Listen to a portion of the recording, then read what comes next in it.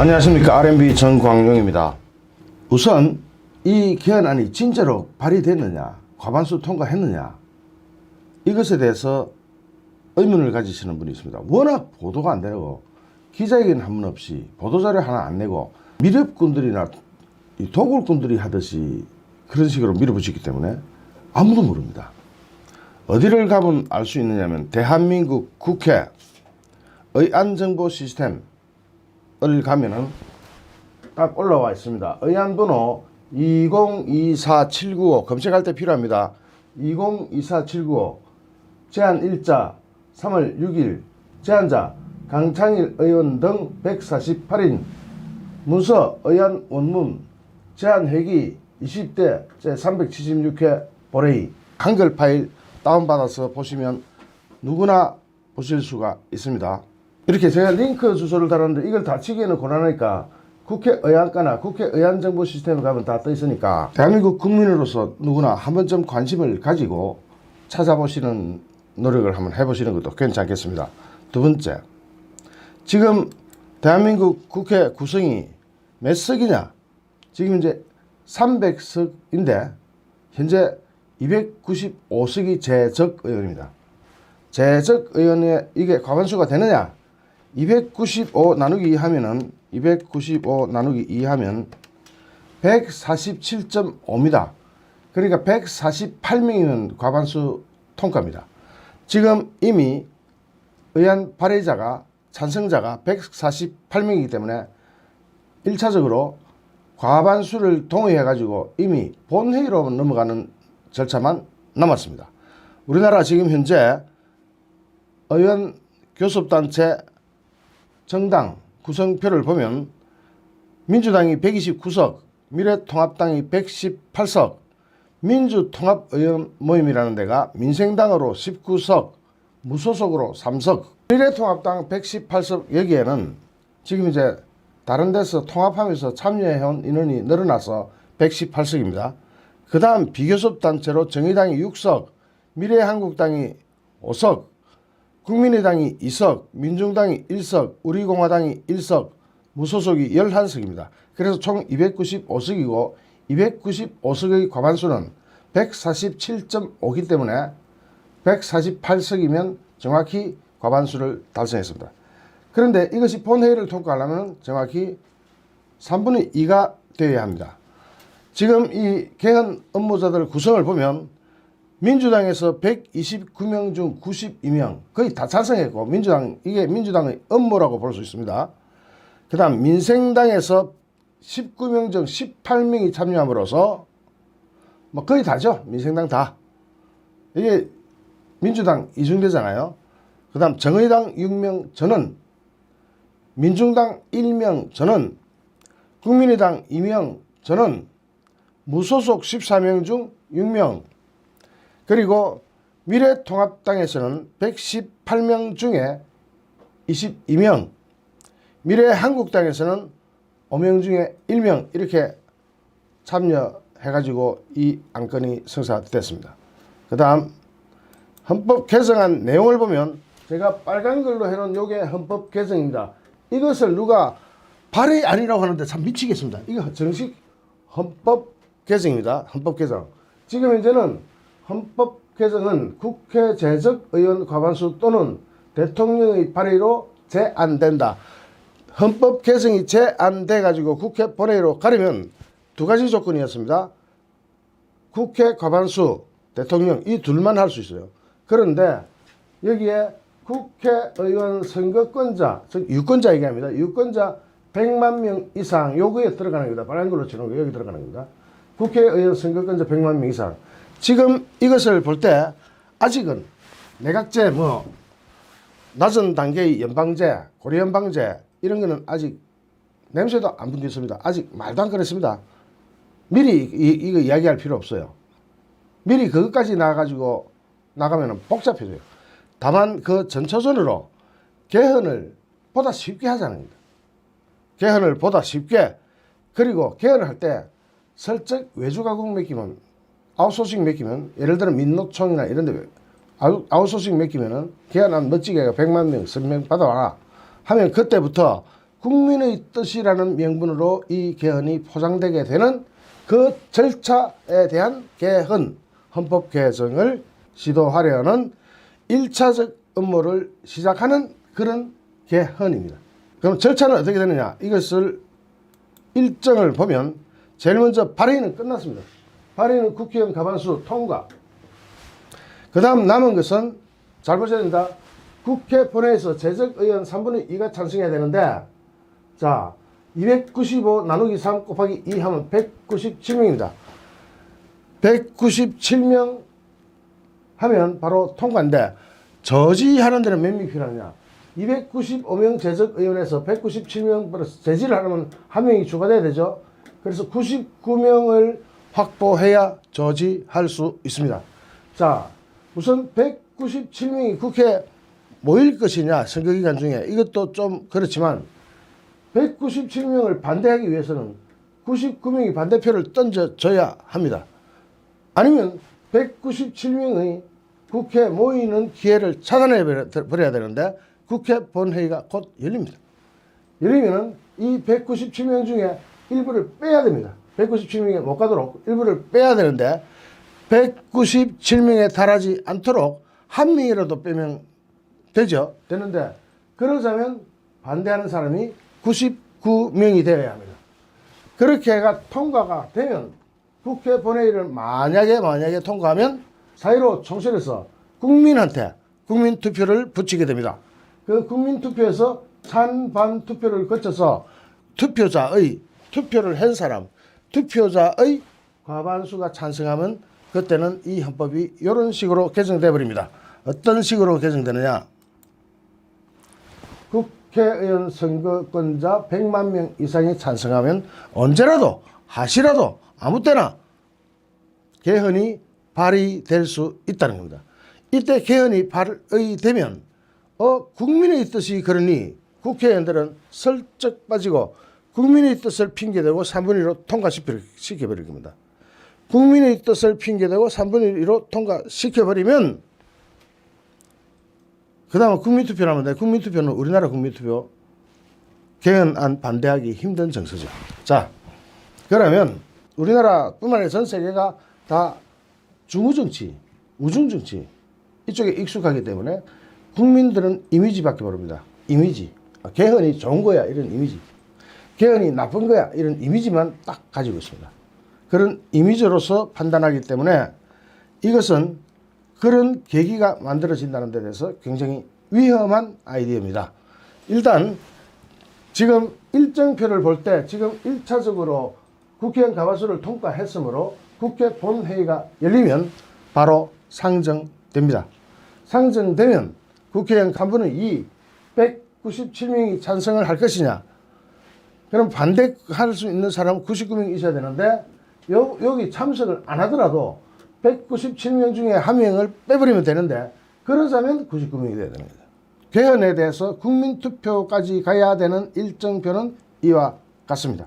국민투표에서는 어떤 결과가 나올까요? 자, 여기에 대해서 총체적인 어떤 일이 일어났는지를 한번 살펴보겠습니다. 제한 이유라는 것을 들이댔습니다. 제한자들이 뭐라고 제안하느냐? 광장민주주의를 투표민주주의로 전환함으로써 이 말을 한번 보겠습니다. 광장민주주의가 뭡니까? 촛불입니다. 광장민주주의를 투표민주주의로 전환하겠다는데 투표라는 것은 뭡니까? 국민투표가 한번 열릴 때마다 나라가 반쪽이랍니다. 반쪽이. 그러니까 수시로 개헌을 해야 된다면 이게 나라가 정체성이 수시로 막 흔들려가지고 이 나라를 지탱할 수가 없습니다.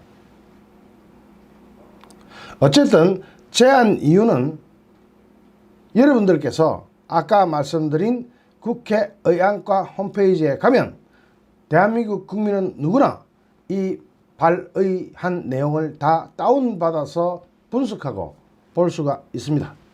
누구나. 자, 발의자는 이와 같습니다. 이거 다 읽지 않겠습니다. 148명을 다 읽는 것은 의미가 없고 여기에 대한 의의를 다시 한번 말씀드리겠습니다. 지금 온 나라가 온 국민이 우한 폐렴 코로나19에 정신이 없는 틈을 노려서 공청회도 한번 열지 않고 보도자료 한 장 내지도 않고 기자회견도 한 번 없이 그야말로 비밀리에 아무도 모르게 이런 이상한 개헌을 하려고 하는 무리들이 제정신이냐. 왜 이런 이상한 개헌을 야바이 돌리듯이 할까? 청와대 국민청원 사이트도 100만 명은 이틀이면 넘어가 보는데 고작 100만 명으로 개헌을 발의하게 한다면 누구나 마음먹으면 수시로 개헌을 발의할 수가 있게 됩니다. 고작 100만 명으로 개헌을 하게 해서 그것을 핑계로 100만 명이나 서명을 해왔으니까 국민의 뜻이라면서 자기 마음에 드는 것을 국민의 뜻이라고 자의적으로 해석하고 둘러대면서 원하는 마음대로 개헌을 한다면 결과는 불을 보듯 뻔할 것입니다. 만약 그렇게 해서라도 하고 싶으면 최소한 유권자의 10% 또는 20% 이렇게 개헌안 발의 국민 발안 조건을 상향해야 합니다. 국민 발안제를 시행하고 있는 국가가 몇 있다고는 하지만 이는 대부분 법률의 제한을 의미합니다. 법률을 이렇게 만들어주세요. 발안하는 거죠. 그런데 헌법을 100만 명으로 발안하겠다. 이게 정말 웃기는 거 아니냐. 법률이 아니라 나라의 기틀이자 근간인 헌법을 이런 식으로 국민의 2%도 안 되는 소수가 개헌을 발안한 것이 과연 순수한 의도인지 의심이 가지 않을 수 없다. 국민발언개헌연대가 주도한 것으로 알려졌지만 이는 눈 가리고 아웅하는 식전 행사 대리에 불과한 것으로 볼 수밖에 볼 수 없다. 결국 일부 국회의원들이나 정권의 문재인 정권의 엄흉한 속마음을 대리하거나 아웃소싱을 의뢰받은 일일 뿐일 것입니다. 고작 유권자 100만 명의 발의로 개헌을 제안할 수 있는 국민 개헌 발안권을 담은 것으로 알려진 원포인트 개헌안은 말 그대로 제2의 광장 정치인 것이며 이로써 대의정치가 물 건너가면 지금의 국회조차도 그 존재 가치나 필요성을 상실할 것입니다. 왜냐? 국민이 다 하니까 직접. 이걸 직접 민주주의라고 합니다. 이 직접 민주주의를 하기에는 우리나라 인구가 조금 많아서 불가능합니다. 전혀 불가능합니다. 또한 좌파 우파가 수시로 막 개헌안을 발안한다면 대한민국이 시도 때도 없이 개헌에 시달리는 혼란을 자초하는 길이며 국가 안정을 바라는 대다수 국민들의 염원을 정통으로 배신하는 길입니다. 그동안 권력을 탐하여 대통령의 권력을 국회로 이전시키고자 했던 일부 속시커먼 국회의원들은 100만인 발의제를 이용해서 그들이 원하는 권력 시스템을 외주가공시키는, 즉 아웃소싱할 것이 불을 보듯 분명한 바, 이는 정치를 이미지로 이해하는 대다수 국민을 이용하는, 즉 우중정치, 중우정치를 이용하여 국회의원들의 사리사욕과 권력욕을 채우려 하는 더러운 야욕에서 비롯된 것임을 우리는 알아야 합니다. 그러나 지금 이런 상황이 발생했다고 해서, 이런 위기가 발생했다고 해서 분열을 시도하는 세력들에게 경고합니다. 이 위기를 이용해서 야권 지도부를 물어뜯거나 또 다른 야권 분열을 시도하는 어떤 음모도 반대합니다. 왜냐? 총선을 눈앞에 둔 지금 비록 분하다 하지 않을 수 없겠으나 어떤 사회라도 국가 명운을 가르는 전시와 같은 상황에서 적전 분열을 일으키는 행위는 용납되어서는 안 될 것입니다. 지금 전시를 앞두고 있는데 또 여기서 분열을 시도하자? 그것은 용납되어서는 안 될 것입니다. 이는 우리 스스로 자멸의 길로 가는 것임을 우리는 뼛속 깊이 새겨두어야 합니다. 어렵지만 그래야 합니다. 그래서 박근혜 대통령님도 옥중서신을 냈던 거 아니겠습니까? 이성을 가지고 헌법 수호운동을 전개해야 하는 것이 이성적인 행동이지, 여기서 또 다른 분열을 시도하면서 어떻게든 군소정당의 대리인처럼 야권 통합을 분열시키려는 시도는 우리가 분쇄해야 합니다. 다만 이 업무안을 주도한 것은 민주당입니다. 민주당이 주도했다는 것은 문재인 정권과 직통으로 연루되어 있다는 이야기가 되기도 합니다. 민주당과 문재인 정권, 그런 무리들이 주도한 이 개헌안에 야합한 야권의 23인 김무성, 여상규, 안상수, 정가변, 김삼아, 홍일표, 유민봉, 박명재, 김용택 등등, 이혜원 등등 23명에 대해서는 우리가 따로 철퇴를 가해야 합니다. 다만 이 또한 이성적으로 해결해야 합니다. 어떤 경우에도 감정에 치우치지 말고 이성적으로 해결해야 하는 것을 우리는 결코 절대 잊지 말아야 하며, 이 시간 이후로 이 23인의 야욕을 분쇄하기 위해서 우리는 최후의 1인까지, 최후의 일가까지 싸워서 승리할 것을 굳게 다짐해야 합니다.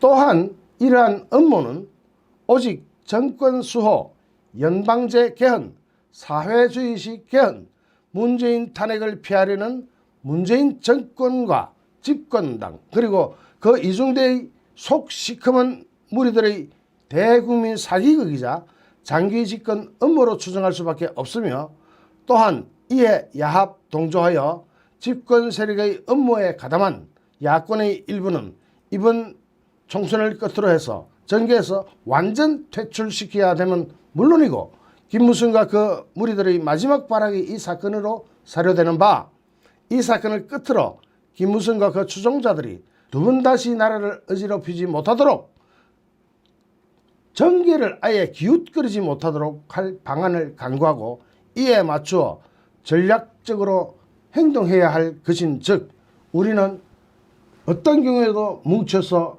하나가 되어서 흩어지지 말아야 할 것입니다. 그러면 어떻게 하면 이 업무를 분쇄할 수 있느냐?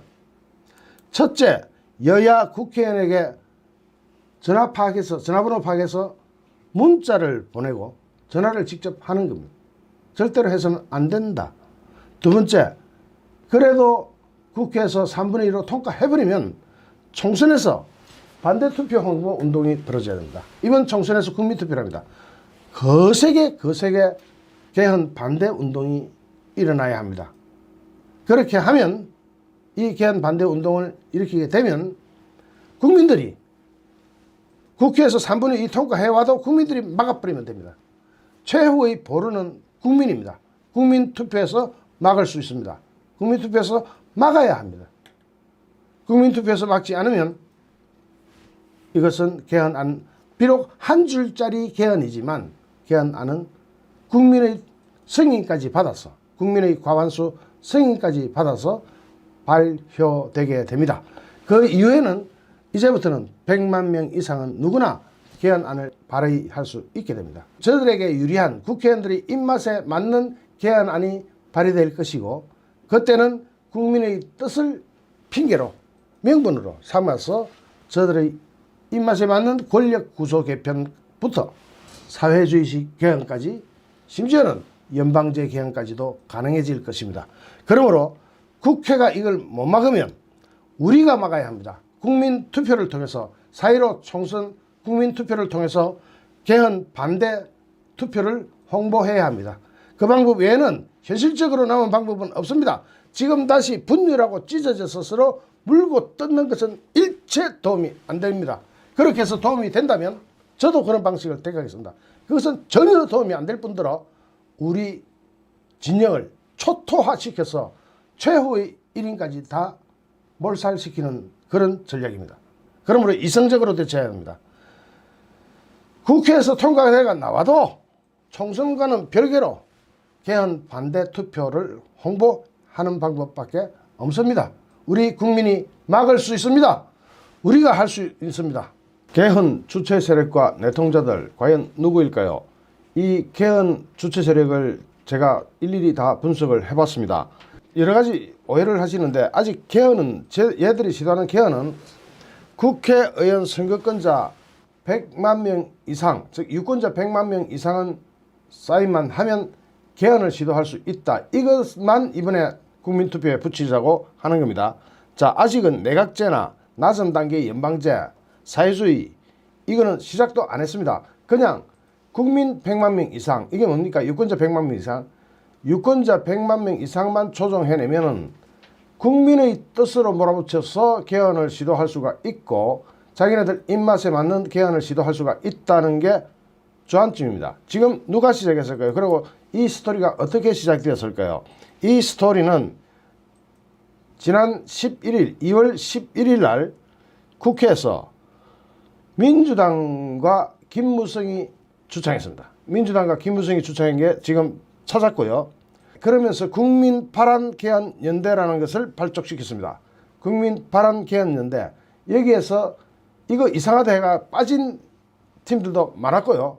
빠져버렸습니다. 많은 사람들이. 시민단체를 끌어들인 그 주체 세력은 민주당 쪽, 그러니까 문재인과 민주당 이쪽이었던 것 같고, 이게 2월 11일부터 태동해가지고 그동안 언론 홍보가 약간씩 조금씩 나왔다가 이번에 개헌 발의안은 전혀 언론 플레이도 하지 않고 보도자료 한 장 내지 않고 공청회 한번 열지 않고 기자회견 한번 하지 않고 비밀리에 무슨 간첩들 작전하듯이 밀어붙였던 겁니다.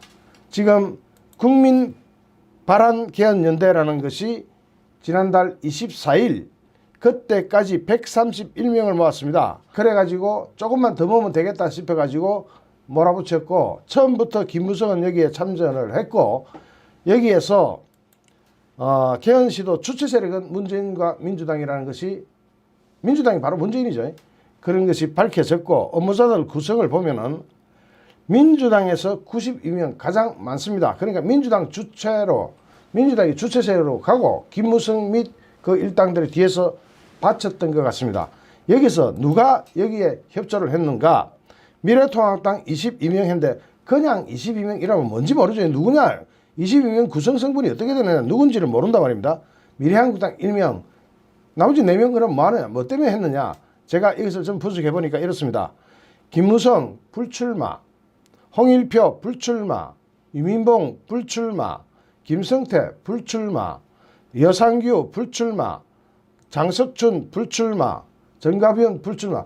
불출마하는 사람들이 여기에 다 협조를 했어요. 불출마하는 사람들이 왜 협조를 해요? 불출마하는 사람들 이번 회기로 끝입니다. 끝인데 왜 이렇게 못 먹는 밥에 재를 뿌리고 나가는 건가요?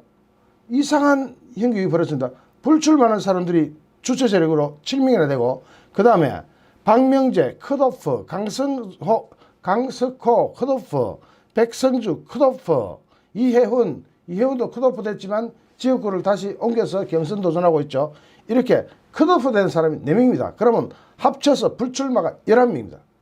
그럼 23명 중에 11명이 불출마를 했고 아직 미정인 사람이 4명이나 됩니다. 그러면 여기서 불출마 또는 컷오프가 더 늘어날 텐데, 그렇다면 23명 중에 절반 이상 약 60%가 이번 회의를 끝으로 국회의원 활동 안 하는 사람들입니다. 국회를 떠날 사람들이 왜 이런 짓을 했을까요? 자, 여기서 공천 확정된 사람은, 여기 사인한 사람들 중에 공천 확정된 사람은 안철수계에서 3명, 미래한국당에서 1명. 자, 보세요. 안철수계 신용현, 김삼화, 김수민, 이 사람들은 안철수계로, 신용현 씨는 아직 경선 중입니다. 아직 공천이 확정되지 않았고, 김삼화, 김수민 이 두 사람은 안철수계에서 공천이 확정된 사람입니다. 그럼 안철수계는 3사람이 그렇게 참여했고, 정운천 이 사람은 호남 사람이죠. 여기 미래한국당 1명이 지금 미래한국당으로 가 있습니다. 그러니까 어떻게 될지 아직 모릅니다. 그 다음에 공천된 사람은 이종배, 김용태, 정진석, 김학용 이 사람들은 공천이 되었습니다. 됐는데 안상수 같은 경우는 애매하게 됐습니다. 지역구를 이전시키는데 윤상현 의원과 대결을 시켜놨어요. 그런데 이 지역구는 윤상현 의원을 이기기 힘듭니다. 그러니까 윤상현 의원을 이기게 되면 안상수는 날아가 버리는 거죠. 자, 이렇게 되면 결국 떠나야 될 사람들이 대부분입니다. 그런데 국회의원 배지를 뗄 사람들, 곧 국회의원을 그만둘 사람들이 왜 이렇게 대거 이쪽에 참여했을까요? 여러분, 이게 문제가 뭐라고 생각하십니까? 그렇습니다. 아직 정치에 미련이 남아있는 사람들이죠. 정치에 미련이 남아있으면서 보궐선거 등을 통해서 재입성을 노리는 사람들일지도 모릅니다.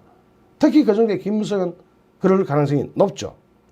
이렇게 지금 상황이 밝혀지고 보니까 지금 통합당, 미래통합당 지도부는 신경도 덜 쓰고 있고, 제가 확인한 바로는 저와 전화통화를 한 몇몇 사람들, 즉 지도부는 현재까지 이것에 대해서 그게 뭔데? 명단 한번 불러봐라. 누구냐? 오히려 저한테 물어보는 입장입니다. 그러니까 지도부는 아직 잘 모르는 것 같습니다. 지도부 잘 모르게 문재인 일당과 야합을 하고, 야합뿐이 아니라 아주 길잡이를 하고 있죠.